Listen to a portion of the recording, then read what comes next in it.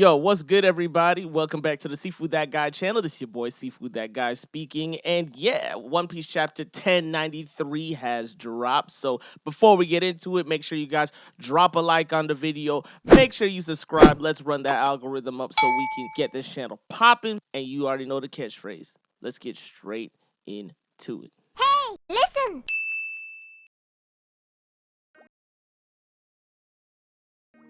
Now, the chapter picks up exactly where we left off, with Luffy having Kizaru in his hand. Before Kizaru could say anything, this man Luffy swings him around a couple times and throws him. And Kizaru continues his little trolling ways. He's like, wait, I'm in quite the pickle here. And he's telling Luffy, hey, go easy on me. But, you know, the man is a troll. What can I say?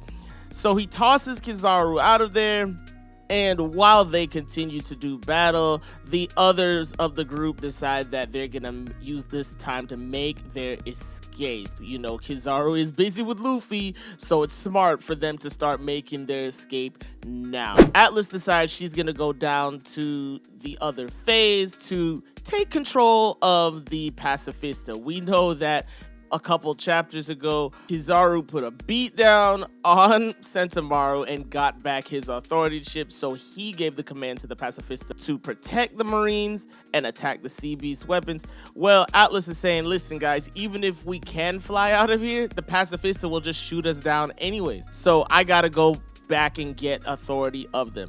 So this makes total sense.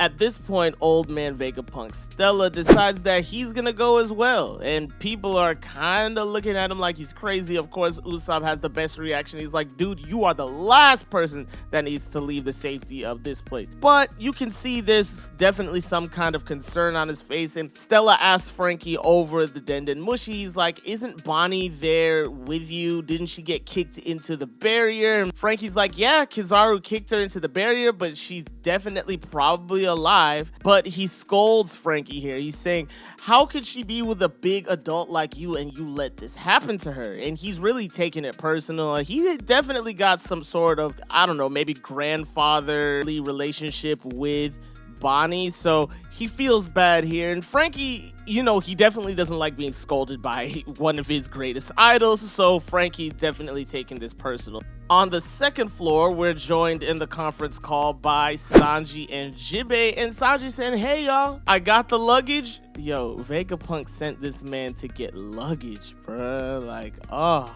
Sanji. Oda, please give Sanji a better look than this, bro. Zoro's over here fighting Lucci and Sanji's grabbing luggage. It's a bad look, man. But anyway, Sanji's saying he wants to go and save Bonney too. You know, women are Sanji's weakness. He wants to go with the Vegapunks to go and save Bonney. So this seems like the plan. Everybody's gonna start heading towards the lower stratum Fabrio phase. We actually cut to the Fabrio phase here, and we see the Marines. They're gathering around, but they're saying, hey, listen, don't come any closer because Jewelry Bonney is on the loose here, and you don't know how her power is gonna affect you. In the middle of this, Vice Admiral saying that they're turned into baby and an old man, and their ages are just all over the place. I mean, Bonney made quick work of these guys. It's a shame she couldn't do any of that against Kizaru, but Kizaru is a friggin' admiral, so I guess that's what you expect. We cut from here to Bonney. She's ducking off in the cut, watching the Marines search for her, and she hears them say that Sentomaru has been sighted and he's basically been burnt black, right? It's from her thinking back on the situation that we realize that after Bonney hit the barrier, it's Sentomaru that actually rescued her and told her to get out of there, that the Marines are coming with the last bit of strength that Sentomaru had left. And Sentomaru, bro, he's a stand-up guy, bro. Shout out to Sentomaru, bro. That man literally has like Wano level honor going on, and I just respect it so much. And not to go off on a tangent here, but it also seems like Oda's putting together this family portrait of Vegapunk and family, right? Like, if you think of Vegapunk as like the top grandpa at the head of a family tree, you have like Vegapunk, Kizaru, Kuma, Bonney, Sentomaru, like they all know and technically care about each other, even though some of them are on opposite sides right now. And even Stussy, as a matter of fact, could probably be put in that category. And you could just tell, like, at one point in time, all of these people loved and cared about each other. And, you know, the times change, and this is where we're at now. Shout out to the world government ripping families apart. While Bonney is hiding and pondering what she should do, we cut to the Labo phase. Here, Zoro gets a call while he's in the middle of a battle with Rob Lucci. And I gotta say, I really can't wait to see more of this fight. I predicted that we would get about a page, so this is about right, of Lucci versus Zoro, and we see them here going back and forth. They've kind of just gotten started, but I love the trash talk that these two have started their fight with. I mean, it is so real. Zoro is telling this man, with this level of power, there's no way I'll let you fight my captain. Newsflash, Zoro, he already did fight your captain. He lost, but he already did fight your captain twice, as a matter of fact. But this just goes to show that Zoro doesn't really rate Rob Lucci even as an awakened Zoan, which is, to me, I just think that is like, wow. But Lucci responds with, maybe you're right, but I think it'll be worthwhile to kill the number 2 of an emperor. Now, this just shows that the world government definitely put Luffy on that Yonko status. I mean, it's been confirmed 100 times, but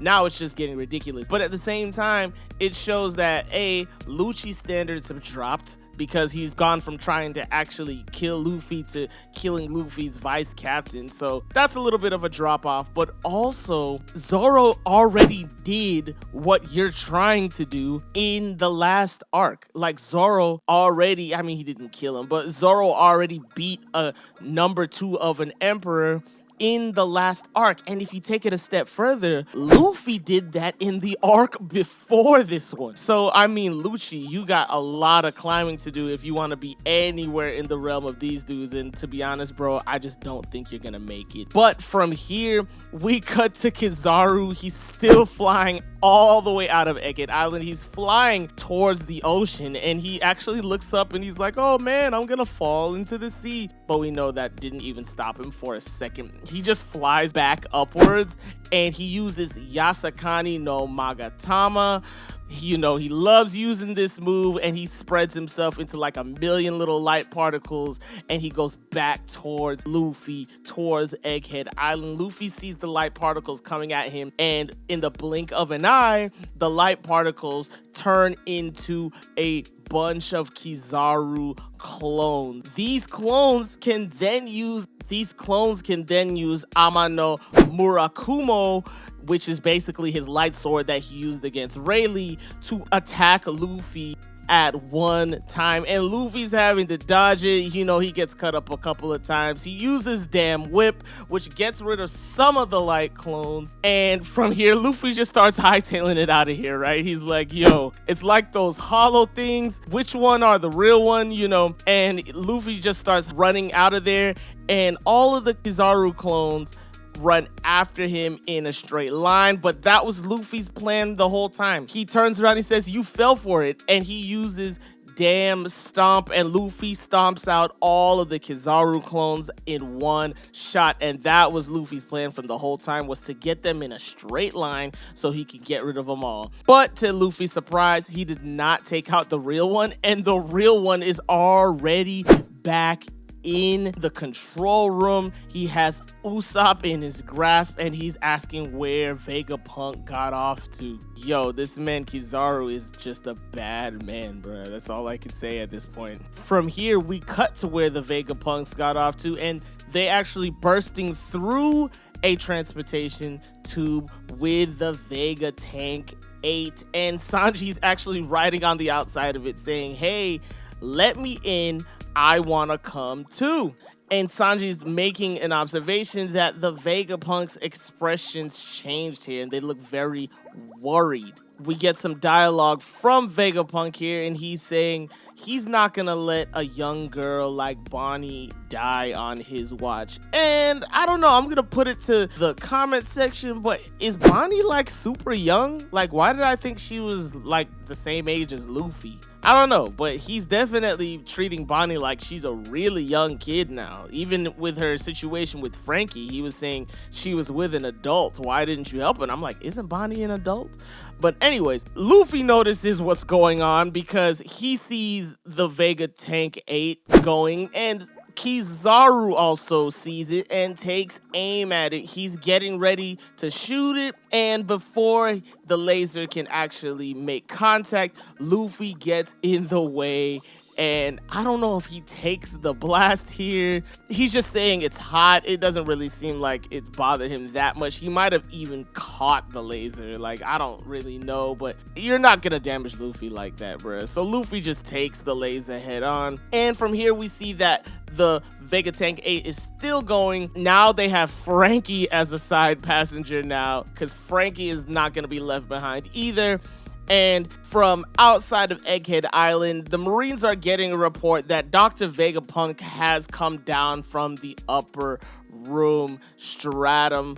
And, you know, they see the blast that Luffy got hit with all the way from outside the island. I mean, I guess it was a big blast because they can see it from quite the distance. So Luffy took a pretty big blast head on. However, we cut quickly to Edison, and he has completed his partial locking down of the Frontier Dome. And we also cut back to the Vega Tank 8, who has now fallen in the vicinity of the Marines and the Pacifista.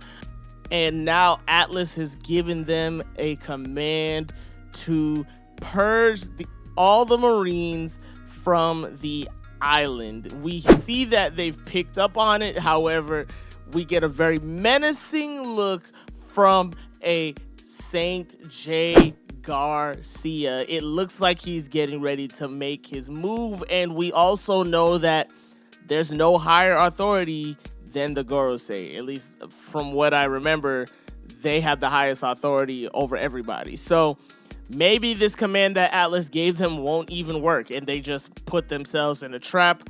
Who knows? There's a break next week, so we'll definitely have to be talking about this because the situation's kind of going from bad to worse for the Straw Hats, but we know that Oda is going to have them turn it around. Let me know what you guys think about the chapter in the comments. Very action-packed chapter, and I don't think we're slowing down anytime soon. Let me know what you think about the Bonney situation. What's she gonna do? She's kind of stuck down there, although now that the Vegapunks, Frankie, and Sanji are down there, she'll definitely have some help, right? And let me know how you think Zoro and Lucci is gonna go. And of course, as Luffy just got shot by a laser, let me know how you think Luffy and Kizaru are gonna go. Make sure you guys drop a like on the video. Make sure you guys subscribe to help out the channel. Hit the notification bells so you can see our videos coming up over the next break week. And this has been your boy Seafood That Guy coming to you live. Make sure you guys stay safe, stay healthy, and I will catch you guys next time. Peace.